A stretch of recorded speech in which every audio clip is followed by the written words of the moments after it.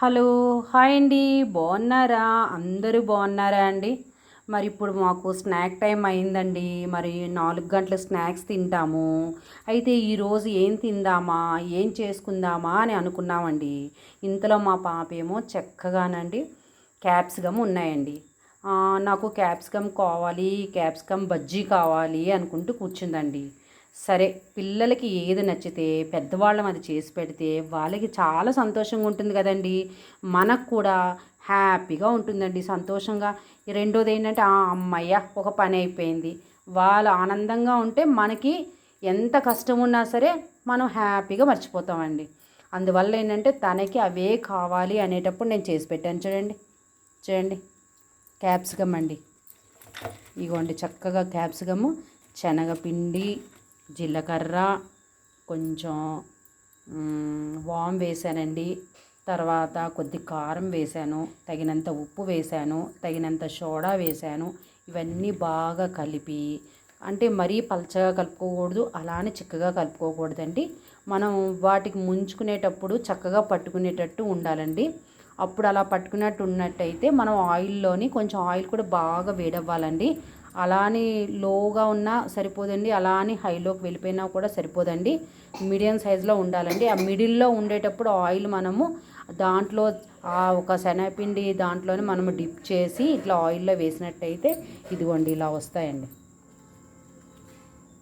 ఇంకా తింటే అండి చాలా రుచిగా ఉంటాయండి. నిజంగా చాలా అంటే చాలా బాగుంటాయండి, సూపర్గా ఉంటాయండి. ఇప్పుడు చూడండి, నేను ఇరిపి చూపిస్తాను. ఎంత బాగుంటాయంటే అంత బాగుంటాయండి. అదిగోండి అదిగోండి చూడండి. ఇంకా అలాగ అన్నంలో కానీ లేదనంటే దీనికి చక్కగాను మనము సాస్ కానీ లేదంటే అలా తినేసినా సరే చాలా అంటే చాలా రుచిగా ఉంటాయండి. అసలు చెప్పలేనంత రుచి అండి. మనం క్యాప్సికమ్ అండి ఎన్ని వంటల్లో వాడినా దేంట్లో వేసినా చాలా అంటే చాలా రుచి అండి. ఇంకా అందులో మనం ఈ శనగపిండిలో డిప్ చేసి మనం చక్కగా అండి బజ్జీలా చేసుకున్నట్టయితే ఇంకా సూపర్ అండి. మరి నేను అప్పుడప్పుడు చేస్తూ ఉంటాను. అప్పుడప్పుడు అరటికాయ బజ్జీలని, ఆలు బజ్జీలని, మిర్చి బజ్జీలని, అలాగే క్యాప్సికమ్ బజ్జీలు కూడా చేస్తూ ఉంటానండి. పకోడీలు ఇవన్నీ కామన్ కదండి, అందరూ చేసుకుంటారు కదండి అందరి ఇళ్ళల్లో. అలాగే నేను కూడా అప్పుడప్పుడు 4 గంటలకు ఏమైనా స్నాక్స్ కావాలనేటప్పుడు ఏవైనా ఇంట్లో మరి ఇవి బాగాలేదు ఇవి వద్దు అని అనుకున్నట్టయితే మాత్రం వాళ్ళకి నచ్చింది నేను తప్పకుండా చేసి పెడతానండి. వాళ్ళ ఆనందమే మనకు ఆనందం కదండి. మరి మీకు నచ్చిందా అండి? మరి నేను చేసిన క్యాప్సికమ్ బజ్జీలు మీకు నచ్చినట్టయితే చక్కగా లైక్ చేసుకోండి, అలాగే షేర్ చేయండి, ఇంకొంతమంది చూస్తారు. అలాగే కామెంట్స్లో ఎలా ఉంది ఈ బజ్జీ అనేది నాకు కొంచెం కామెంట్స్లో తెలియపరచండి. అలాగే షేర్ చేయండి, అలాగే సబ్స్క్రైబ్ చేయండి. చూస్తున్నారు కానీ సబ్స్క్రైబ్ చేయట్లేదండి, లైక్ చేయట్లేదండి.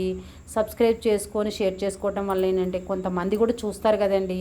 మనం అందరూ ఒక్కొక్క రకంగా వండుతారు. అలాగే మరి నేను వండిన వంట ఎలా ఉంది అని ఒక 10 మందిలో కానీ వెళ్ళినట్లయితే వాళ్ళు కామెంట్స్ పెట్టినట్టయితే నాకు బాగా అర్థమవుతుందండి. మరి నచ్చిందా అండి మా వంట? నచ్చినట్టయితే మాత్రం తప్పకుండా లైక్ చేసుకోండి, మర్చిపోకండి. ఓకేనా అండి? బాయ్ అండి, థ్యాంక్ యూ అండి.